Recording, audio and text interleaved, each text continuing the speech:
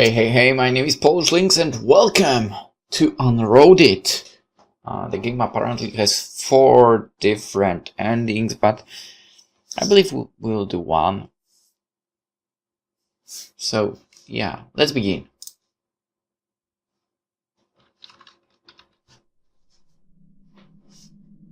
I believe we'll only do one here. Sickness and death are blowing from the nauseous yellow sky. The light and ghostly clouds are frozen as if time came to a halt, where there is no life. The vagrant sits on the wall of a half-ruined fortress and tries not to look at this sick sky. It evokes anguish and disturbance to the echo of mind, like the living can have. There is no way out. Windows are crammed with boards. Doors are buried into the earth for centuries, but he's in no hurry to leave. Day, week, month, he sits, looks away, then time starts to lose meaning, disappears. Until the wall begins to crumble. Sooner or later he will fall, so it better be on his own terms and not from the fault of the crumbling stone. He rises 2 steps forward. The wind doesn't whistle in the ears, eyes don't water. The ground is approaching, but the heart does not beat in fear. He falls to the dusty ground and crumbles like a bunch of bones, followed by the ringing sound of the armor, and then silence takes place. Slowly and indifferent, the vagrant sits down and begins to gather himself by the pieces. By the way, I kinda broke my rule now, but considering I have a week off, I guess I will allow myself to do so. It's after 3:30 AM, and usually when it's after 3:30 I don't start recording. If it's 3:29 then it's okay, but 3:30 is a no-do. Anyway, wrist to a forearm, a hand to a clavicle. And it's 13 minutes to 4 AM. Surprisingly, I will do it. Not a speck of blood to be seen. The vagrant creaks with his jaw. I can do this. I don't know how to do it. I mean, I can do it with fingers, I guess, but not the jaw. The war lasted for decades, and he was one of its many victims. When the king's armies started getting diminished, commanders of both sides sympathized with otherworldly forces. Fallen warriors rose once again and charged into battle. They fought mindlessly, tirelessly, and yet the war saw its end. But her soldiers haven't. Only the lifeless lands full of dead men remained. The vagrant fed the fire with the orders issued him before the first battle. Throughout his helmet, on which royal symbols once shined proudly, smeared in their resin clothes that were copying the colors of the once native land. For having forgotten someone's bright face 100 years ago. For that now he feels nothing except some bitterness for the nauseous yellow sky. The magic of death has turned this world into a mass grave. How was he like before? The vagrant doesn't remember. The last thing memory clings to is the name. He had a name once, short, proud, sounding, simple, and quite common, but it belonged to him. Name that no one needs, as well as torn trampled flags that were left behind. He doesn't have the strength to be the man he once was, but he can still hold his sword with his hands. But not alone. No way. Loneliness is what drives him insane. It's not the fortresses that no longer stand, not the lack of feelings, not the frozen time, but knowing himself, alone, like if he was the last. Where is everyone? Ours and others, no matter if only they were here. With non-existent eyes, the vagrant observes the triumph of death at the desert fields spreading far away. He must find the answer. The road stretches monotonously. The vagrant does notice how the scenery changes. Abandoned settlements are passing by and naked forests are cruising with the clouds. Time sinks in, spreads like a thick fog over his mind, muddles hours with days, and comes to life only when silhouettes appear on the way, the figures of older dead men. The fights are not different from one another. They are sluggish, but they beat off seconds in the mind like thunder. Block, counterattack, again and again. Why do they attack? He always waits and defends himself. He wants to see the life, half-forgotten word. It's so difficult to recognize it now. Only the mind will tell, only a lowered sword, only attempt to get to know each other. The dead men don't remember themselves. They charge into battle, mindlessly. So the vagrant crumbles them to dust, hoping that he is freeing their souls. Then time freezes again, turning the path into a sequence of pictures. Black smoke splits the gloomy sky, and the vagrant follows it. He doesn't care about the way. Some part of him remembers the outlines of the hills, its borders. He leaves his kingdom, his home, and these thoughts suddenly become meaningless. There are no borders now, and he won't recognize his home as well. He desperately tries to recall someone's bright face. And he can't. But does it mean anything now? Will the memory's happiness serve him well in this time, in this place? Will they give him a sense of time? Or maybe they will be the only thing that won't let him give up. Trust the feelings, concentrate on the path.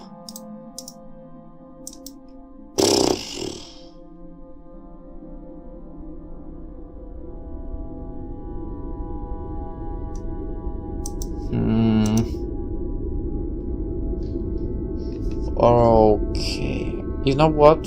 Let's go with the feelings. The vagrant doesn't know, no one could tell him what awaits ahead, so he asks his past for the strength. The tips of her lips rise. Is this a smile? And he feels better. He continues the way, reflecting how it was like before, and ignores the formidable clouds that gathered overhead. Cold ash is spreading in all directions. Twice burned land, he recalls and looks at the new fire. Fire is dancing freely, but sleepily. It stretches to the sky and settles, breathes to its full height, leans, burns clouds and clings to the ground. Dead men are gathered round the fire. Nude, charred, they enter the scarlet flame and line the core of the hearth. Hearth? One by one, slowly and impassively. Then they rise and leave the fire, sharing it with the rest. The vagrant breathes the ashes and doesn't feel the fire's warmness. The flesh burns and bubbles. No smell. Dead men notice the vagrant but don't stop. Only one of them still has a tongue left and tries to speak. Stand in line! His voice is dry. There is no sadness or pain in it, only indifference. What are you doing? Stand in line, we killed ourselves, we share the fire because there is no other one. We don't want to go anywhere, we don't want to look for another fire. After all, it is here. Even if it is small. Some really free themselves. Others burn themselves little by little to give our a chance to die. What if the fire goes out? We need to share. Stand in line. Couture! I'm not looking for death, man. I'm looking for those who remain themselves. I want to talk like I did when I was alive. To remember myself and know that I live. You will have none of that. Have you ever tried? Stand in line or go away. You can come with me. Why do you need to stay here? Why burn yourself if you still remember who you are? Go away!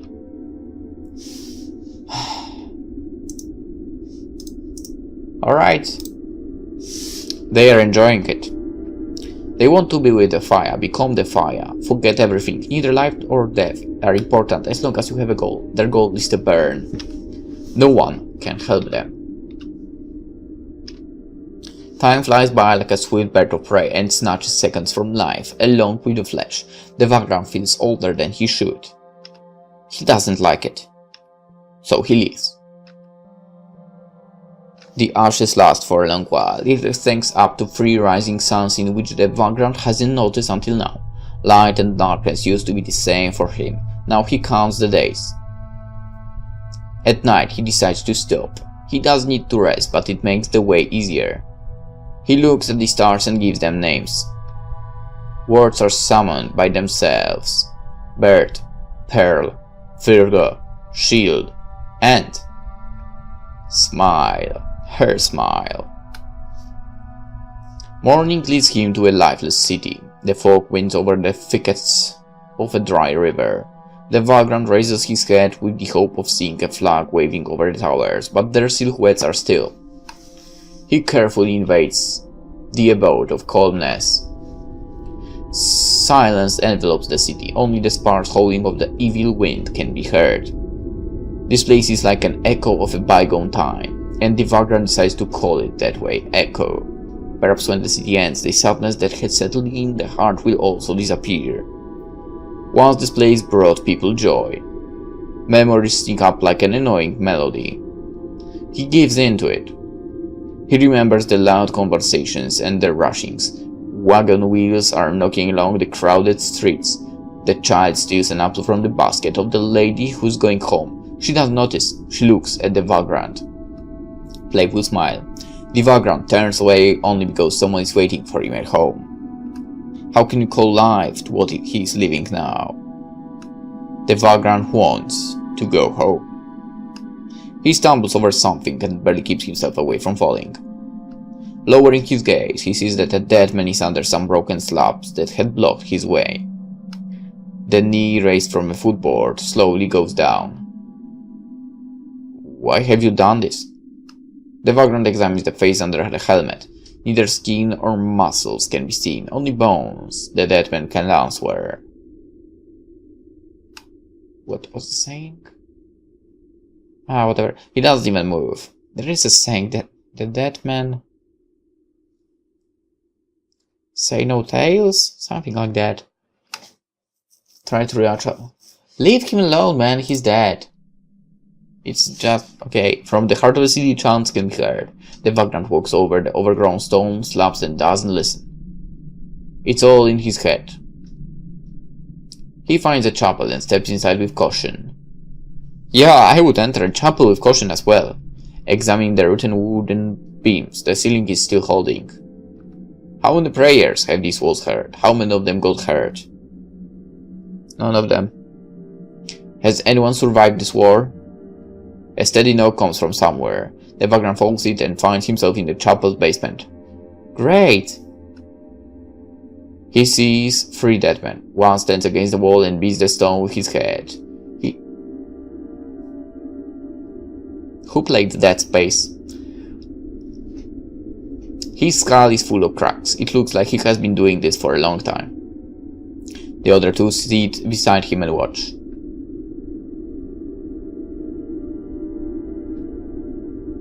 Newbie! Another. What last? 2. The dead man who spoke to the second one tears his little finger from his foot and puts it on the barrel, where a hand is already placed on. Did they bet on the vagrant? Too soon, this one's live. There is a loud bang. The skull of the dead man who was beating his head against the wall finally cracks. The body falls limply on the ground, raising a heap of dust. The first dead man laughs hoarsely and takes the hand. Win again! He always bet on death. Because there can be no other outcome. It can. No one needs immortality. Our fate is our search for immortality.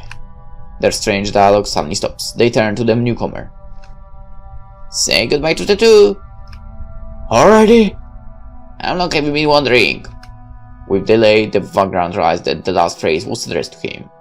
He does move, moving at this old dead man and start thinking about what to answer. Conscious for the first time. Conscious. I don't remember time. What are you playing? Making bets. We're making bets. Everyone's dying. There are no losers in this game. When I have spare bones, I bet on life. And then I get new bones.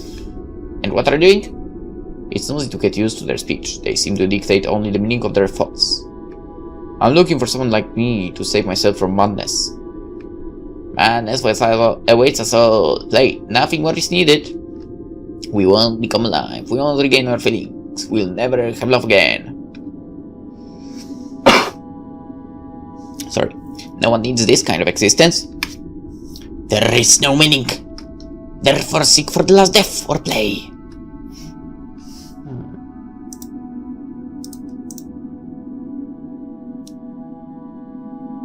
Argue? I'll find my own meaning, and if it disappoints me, I'll look for another one. Because life is an opportunity to make a choice, and I won't deny my life as long as I remember who I am. After listening to him, the dead man remained silent for a long time. And then the second one takes his little finger back. Huh, lucky. Boring. They really had bet on him. The disturbed dust lazily hovers over the stone. In the inanimate silence, Peter's mumbling mixed with a sigh of one of the debaters. The second one snorts as if in response. That men don't need to breathe. These are feelings. They have them. They'll understand. Do you remember your names? We all have no past. No one has a name. Names are no longer needed. Keep silent. Name them. Let's name them. I need so I can distinguish you. Maybe Ben and Bean? Who is Ben and who is Bean? I like Ben. And I'm Bean. The second one turns towards the vagrant. And who will you be? The vagrant. Such a hypocrisy. Sometimes with names but refuse to take one. No, wait, the vagrant. Ben, Bean, and the vagrant. Fine. The dead men get distracted by their previous victim. What will overgrow with most faster, he or his clothes? If I bet on if we bet on those who truly are dead, let's get out of here. Seek for this. Is vagrant with us? No, thinks too much. We'll spoil the game. But we'll meet again. If he won't die. Friends? They look at him again. Nod. The vagrant nods. Perhaps someday their paths will converge. Then he won't mind having friends, even though he doesn't understand what that word means. He hopes these two will help him find out. One day. The three leave the basement and their paths diverge. The debaters are going away from the sun. They no longer need the city, and the vagrant continues his way to the ruins depths. There where is no one else, nothing happens. Stone walls dissolve the world in greyness, and when they end only the sky remains in the same grey. The mad dead men are getting bigger. They attack without asking questions. Their hands never tremble, their faces are always unreadable. The vagrant doesn't want to fight, he doesn't want to save them either. He doesn't care what was the reason for their madness. The magic of death or a weak mind that didn't accept the new existence. They have no hope of salvation. Or he wants to think that way. Where once was a heart hurts with heartache. He gets tired of timelessness. When no one is around, the body feels cumbersome. The mind is unnecessary, and existence itself is like a joke of an evil god. Why did you lock me up in empty infinity? He does not receive a response. He knows that he won't get it by asking someone inside himself. Yearning insensibly turns into anger. The vagrant gets angry at the silence, at the thoughtless who are dressed in the same armor as he is, and quickly gets irritated when he is forced to fight again. Soon he begins to attack first. Each new battle takes him more than the previous one. Anger starts to become the goal. He's looking for rivals. He wants to tear apart the armor, cut the tendons, smash the bones. He is eager to watch the last moment of someone else's existence, how the weapon falls from the hands of the defeated enemy. And one day he loses. The last death does not come, because the other dead men don't think about crushing the enemy to dust, leaving him behind when he stops moving. The sun runs endlessly across the sky, and the vagrant lies in the faded grass, confusing himself with the dead. Stars are born in the dark and die with the forthcoming of light. Why is the sun doing this? Why kill the stars? Thoughts break off, turning into something unclear. At the place of the heart it ages. Feelings return to him with the memory of the war during his lifetime, and the vagrant gives in to them. He screams to the sky, to the midnight, and then he gets bored. He forces himself to get up and move on. He picks up the sword but ceases to fight, falling when attacked, waiting. Then continues on his way. He's already far from the place of his death and even farther from home. When will he find what he's looking for? The sun has time to set as many times as the Vanguard has markings on his sword's sheath, which were made, apparently, when he was still alive. He's almost completely covered with them. They are not enough. The Vagrant starts recounting. Once again. The earth changes its color. It grows with a stone. Trampled paths wander through a maze of rocks and find their end among the lights. Wrecks of armor are lying around. And is this a camp? 5 figures in black armor sit around the fire. Helmets are covering their faces and skulls are scratched on their shields. Humans? No, it cannot be. The Vagrant realizes that he is correct. The knights do not move, do not breathe, just stare into the fire, fascinated, as if nothing else is surrounding them. The bonfire makes dying clocks sink, and they sink almost invitingly, or just illusion and twiddle of the wind. The Vagrant doesn't have time to move slightly forward towards the knights before one of them turns his head.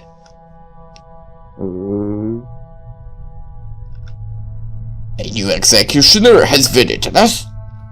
His voice low, humming, more alive than all of those the Vagrant has met so far, but there was something deranged about it. Without waiting for the newcomer's answer, another knight asked doubtfully, "Are you with him?" "No, look at him. Death has no power over him." Frozen, they look at the Vagrant. "Will you join us in our noble goal?" "Who are you and what is your goal?" "We are the executioners. Life has rejected us. We have rejected all living things." When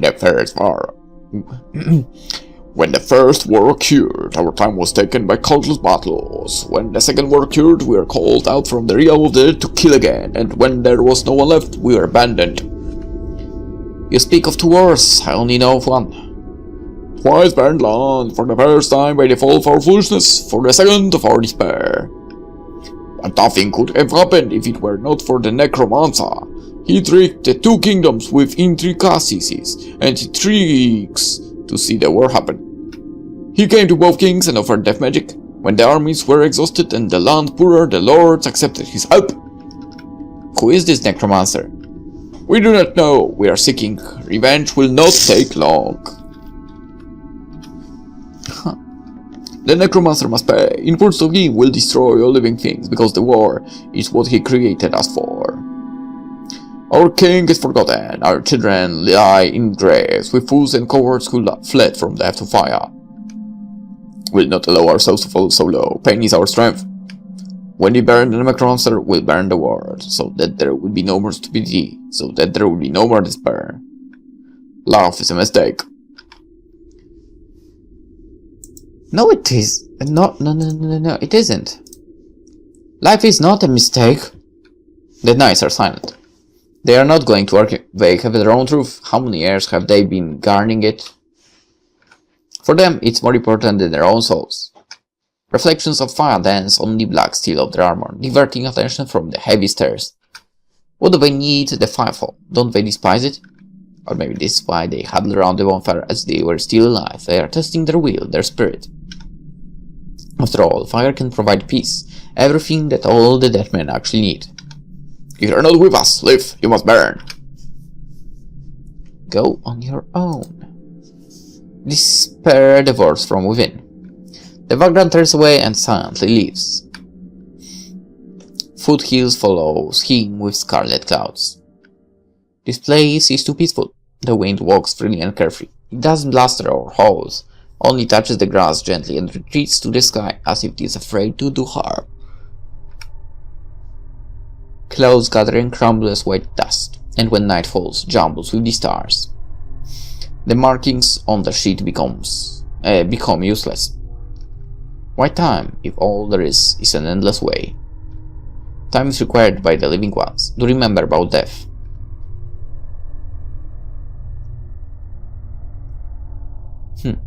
Instead of thinking about the days, the Vagrant thinks about the silence of the morning.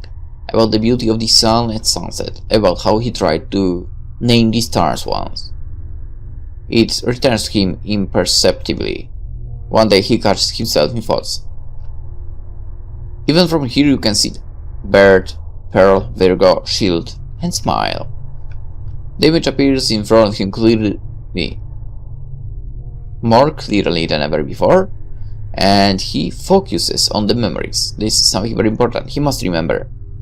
A bird on the emblem family tree, same one on a green robe. Pearls glisten on the neck. Auburn hair flows over strong shoulders, stealing glance of grey eyes, but Smile illuminates the face, like that she was, a warrior from distant wild lands. Then the war began, and she fought under enemy banners. Oh! He did not run away, even though he wanted to do that more than anything else. Every day he prayed to the gods to meet her on the battlefield. They did not hear his prayers. And the day he killed her, time stood still. On the same day he allowed himself to be killed, and rose up already without memory. The vagrant covered his face with his hands, as if he wanted to cry, and for a long time sits in silence. Their escape near the road. There, after the precipice, is nothing, only a naked bottom that remains due to a dried up river. At the edge of the cape, boulders are overgrown with perennial moss. It takes time for the vagrant to notice figure in the grey-yellow robe. Someone sitting on the precipice with his head bowed. The vagrant walks closer and sits next to the stranger. His legs are dangling into the precipice. He doesn't speak until he's noticed. Oh, I've lost myself in thought. It becomes possible to realize that this is a dead man due to the finger bones that peek out from his holy gloves. His face is hidden behind a mask, and multi-layered clothing wraps the entirety of his body. Something in him reveals that he is a good fighter. The vagrant doesn't know what is it exactly, only that the feeling doesn't leave him. It is better not to meet with this one in open battle. Who are you? Vagrant, the vagrant. So you don't remember your name too? And what should I call you? Others called me a philosopher. I guess you can too. Calmness comes from him. It is not so cold and different compared to all the other dead men who the vagrant had met so far, but as if no one is there. How can it be? The vagrant stretches his hand slowly so that the stranger doesn't get frightened and touches his shoulder. Dead bones cannot transmit feelings, but the hand hits an obstacle. Not a vision after all. The stranger doesn't react to the gesture. What are you doing here? Nothing.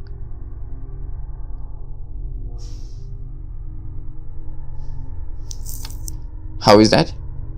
I'm thinking this inaction for the world of the dead. What are you thinking about? About water, earth, sky. What else can you think about while being dead? About your grief? That is one way ticket to oblivion. Oh. Why are you wearing a mask? So many questions.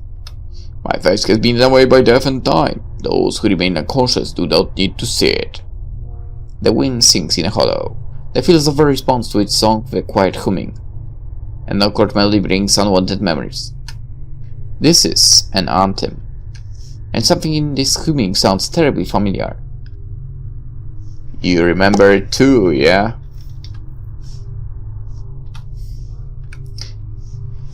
Yeah, I do, I think. Oh, do. Yes. I remember, although I do not know why. Behind the cold mask, the vagrant feels a smile. You all remember it. There are no names, no past, but each one of you remembers the anthem. You speak as if you are not one of us. I am not one of you, not really. It was not the necromancer sections that caused my curse, and I remember everything. Do you remember why the war started? Who we were and why did we fight? Yeah. Tell me. When the sea is depleted, a lot of no man's land appeared. The kings of the two largest empires were constantly engaged in long negotiations about how to divide the new lands. Nobody wanted to make concessions. I wish I could say that the rumors led the necromancer to the lords, that it was his evil tongue that provoked the first war, followed by another one. Isn't he guilty for the fate of the dead men wandering everywhere? He's just as guilty as the kings. Everyone was hoping to prevent war, but the very first chance they grabbed hold of lies and intrigues. After fulfilling his part of the deal, the necromancer gave an advantage to one side by resurrecting their fallen warriors, and when they refused to satisfy his demands, he did the same for their enemies. His demands were again not satisfied, so he left and led everyone to kill each other. The philosopher laughs quietly.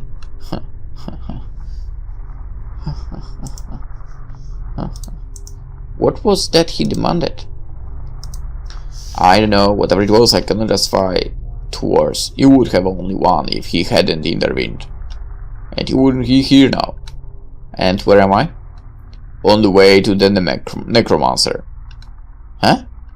You did not notice that you always go forward, as if something is calling you to without realizing where to, but you do know. Something is waiting for you beyond the sun. The vagrant remembers a maiden with a shield. Dying on his hands, and his thoughts are empty. He doesn't hear the song, only his grief. He confesses. No. And yet you follow his call. He sings to you. He sings to everyone. He summons the remaining stray dead man to himself. He wants to fix what he has done. By killing all of us? Yeah.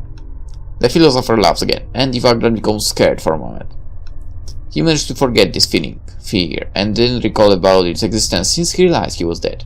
However, it was not death that scared him. The one who sows death regrets for his wrongdoings. All this is hard to accept. I understand. It is so sweet to believe that your goals are noble, that the one pure evil is to blame for everything, but the reality is always more prosaic. How do you know so much? I was his friend. Silence comes, and it lasts for many days. Under the background's bony knees, flowers get the time to grow. At some moment, shattered skulls and fragments of black armor line the precipice. The vagrant recognized the executioners in them, those who had sworn to kill the necromancer and destroy all things. By the hands of the philosopher, they found peace. I was his friend. The vagrant doesn't ask anything. Everyone wants to save something. He began his journey in search of others. He won't talk, listen and feel. Now the philosopher is beside him, and time belongs to them. The vagrant talks about what happened. About how he refused to die in the fire. How he gave names to the 2 conscious dead men. And after hearing the executioners, refused to give up. He doesn't face approval in his praise, so he feels relieved. The philosopher tells him about the cemeteries that have turned to flower fields, about the music of silence, about the stars. The living ones have bodies and feelings. They do not need a meaning. What about the dead? Is this life worth of pursuing? So many reflections, opinions, words. The philosopher asks questions in which the vagrant does not know the answers to. One thing is clear for both of them: the necromancer will not back down, and this means that no one will have the opportunity to find the answers to these questions. Only when the vagrant notices the rust on his armor, he realizes that years have passed. He and the philosopher get to know each other too well. The moment of departure arrives. Getting used to loneliness again is not so difficult, because the vagrant is calm. He preserves the calmness and carries it with him to the rest of the way. Going down the hollow that frowns under the weak sun, the vagrant finds a deep hole. The tunnel leads to some caves, led by long dead underground creatures. He finds their large bones and almost rejoices that he doesn't have to find them.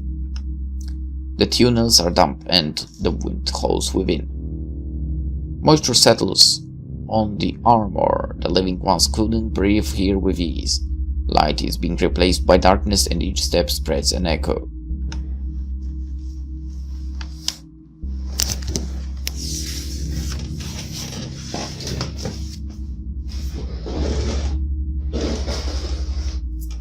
No need to get used to the dark. The vagrant listens. Listening to his footsteps, the droplets that crash upon hitting the stones, a song. It beckons him almost imperceptibly. This is an anthem, and someone's yearning. Lost days, ruined fates, no regrets, no repentance, but I want to fix it. Closer and closer. It will end soon. The caves kiss with a basement of a fortress. Corpses lie everywhere. Stumps, bones, eyeless heads, the earth is black of the flesh that mingles with mud. They too follow the call. The vagrant left the basement, intentionally striding louder.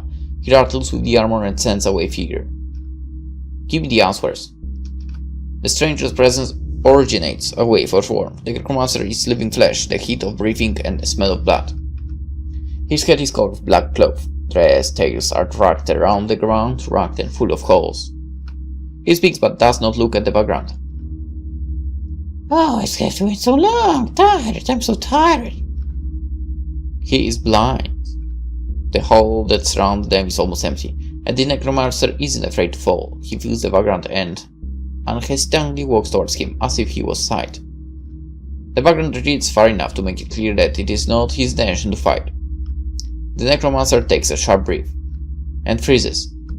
The song's over. The vagrant doesn't feel anything. He only sees the confusion of the old man in front of him. You are not the first. There were others. Too many. You killed them all. Yeah. Why? I had to. The vagrant feels the approaching anger. Why all of this for? Why did you help the war to continue after the death of its warriors? What do you so desperately want from the kings that you agreed to condemn so many souls to eternal damnation? You wouldn't understand.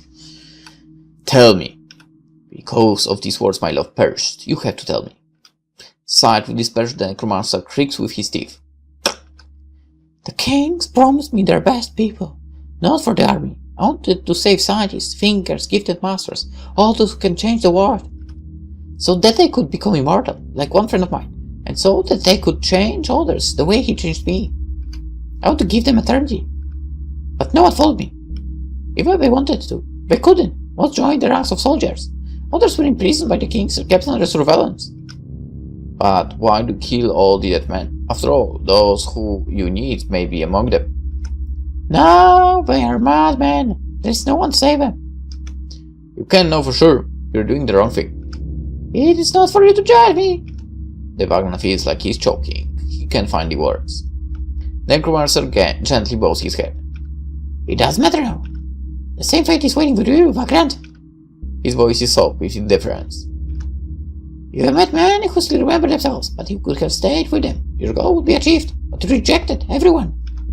Rejected because it is not loneliness that is your curse. You want to live again. Retrieve your body back. Return to just loved. It will not happen. Bow down before me, for you are only an outlived memory. The necromancer raises his skinny hand, preparing to cast a spell. A song without words and without music is playing in the vagrant's head. Again, he freezes.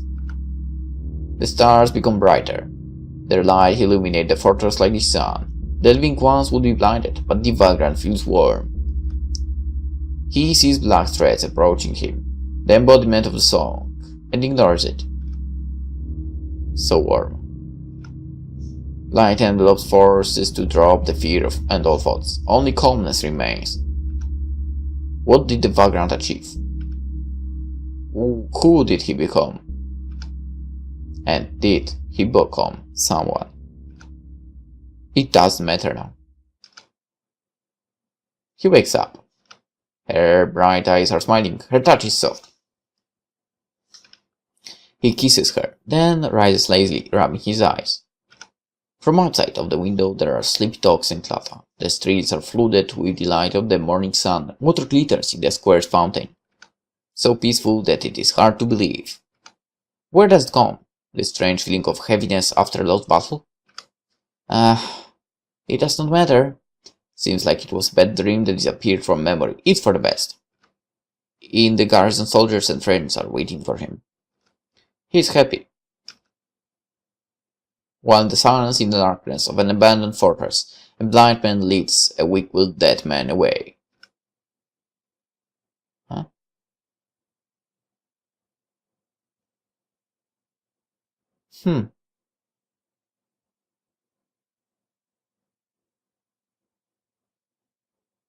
Interesting. I liked it. Anyway, Like I said, one ending out of the 4 we have in the game. If you want to see the other 4, just install it, because it's for free on Steam. There is also a cheap paid DLC that I think gives access to soundtrack and CGs. So yeah, you can get it to get the game stuck into the library, right? I will probably buy it at some point. Not this month, that's for sure. Maybe next one. Who knows? We'll see. Actually, I will see. Anywho, that was Unroaded. Hope you enjoyed this short story. Hope you will actually check out the other ending by yourself. I'll do it like that. And see you tomorrow in the game. Bye bye.